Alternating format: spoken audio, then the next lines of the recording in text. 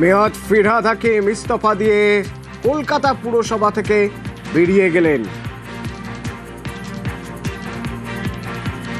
ফিরহাদ হাকিম কিছুক্ষণ আগেই তিনি জানালেন যে কাজটা করার জন্য তিনি চেয়ারে বসেছিলেন সেই কাজ তিনি করতে পারছেন না, চেয়ারের মর্যাদা রাখতে পারছেন না। সেই জন্য তিনি দলের কাছে পারমিশন চেয়েছিলেন এবং তারপর নেত্রীর পারমিশন পেয়ে তিনি চেয়ার খালি করলেন। 2018 সাল থেকে মেয়র ফিরহাদ হাকিম, এবং এই হলো মেয়র হিসেবে ছাড়ার আগে শেষ ছবি। যাদের কথা বলছিলেন এর আগে মেয়র হিসেবে যারা কাজ করেছেন,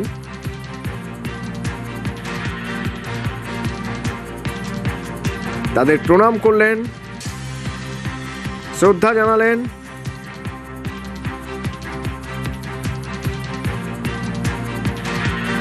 এবার আস্তে আস্তে তিনি বেরিয়ে গেলেন।